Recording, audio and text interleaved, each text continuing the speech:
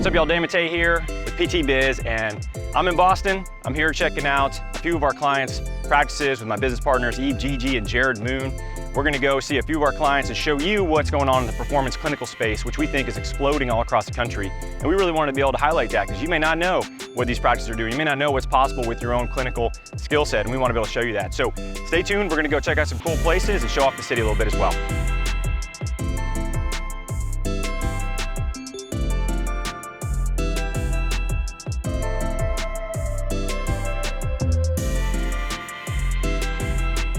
We're in Boston for the HubSpot conference, and we have a handful of people in Boston that we work with, but nobody like Jaxie Meth with the method.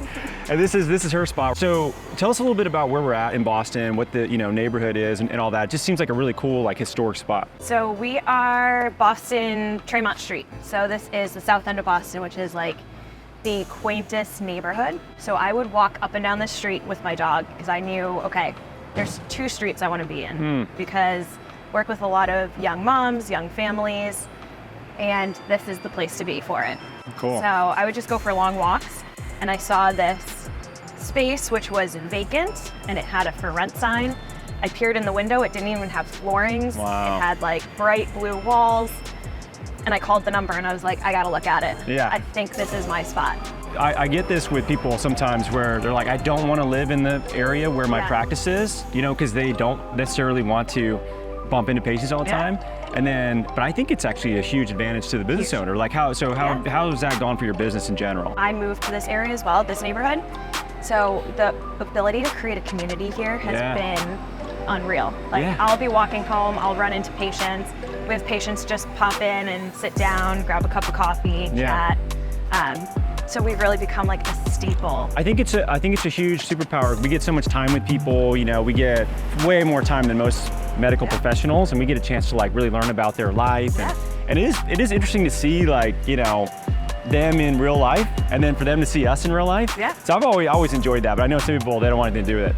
So why don't we do this? Let's check out the practice. So we'll go get a quick tour, MTV Crib style. We'll go check everything out. See, there's a patient in there, so we're not gonna go in one of the rooms, but we'll check it out and let's see it. Okay, here we go.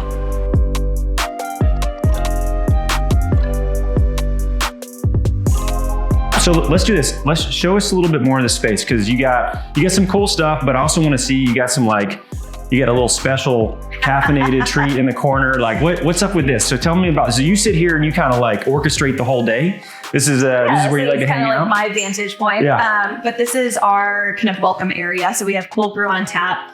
We have drinks and snacks, which people will just come in and from the neighborhood, they'll walk by, they'll see the lights on, come on in, they'll grab a water, grab a coffee.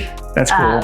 We keep the harder stuff in the back. Yeah. But really, we'll just sit here and you can kind of see everything. Yeah. So it's a great welcoming area. And this wall is super cool. Yeah.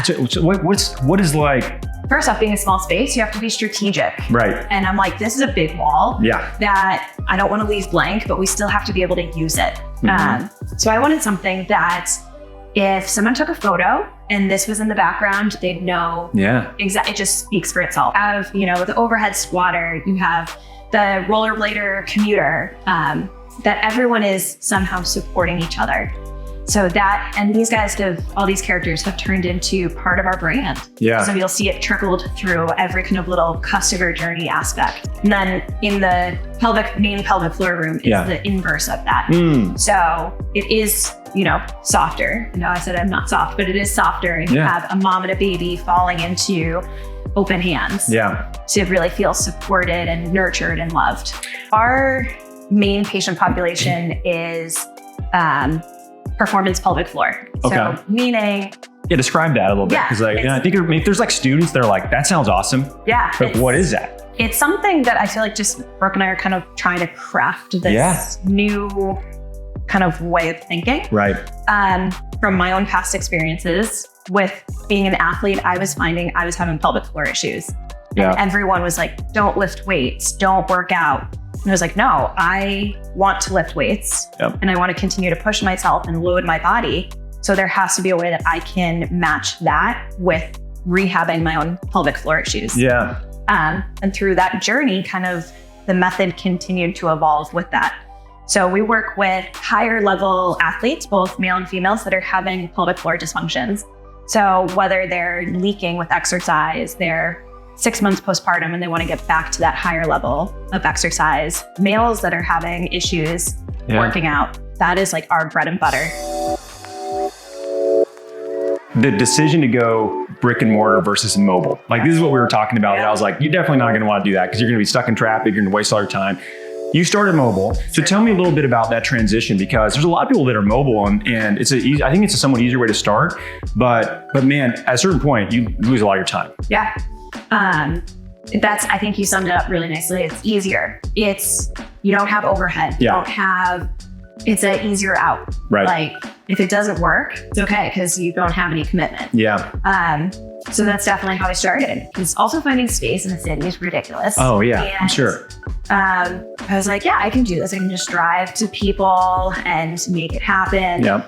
Which you can. Mm-hmm. But then I took one mishap where I got stuck in traffic, which you can't control. No. And when you're starting a business, you want to try and control what you can because there's so many other uncontrollables.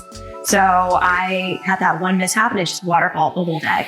Yeah. And I also, like, my back was killing me because I was sitting. Yeah. But also like pulling my table in and out of my car. Yeah. And I also just felt like, if we think of a customer journey and a customer experience, then I wasn't giving the best customer experience. Yeah. Because how professional was I rolling up with my table that has, the case is falling apart because it's been lumped all over the city, and bringing my like 4 dumbbells in a bag and moving furniture around in someone's living room. Yeah. How professional was that?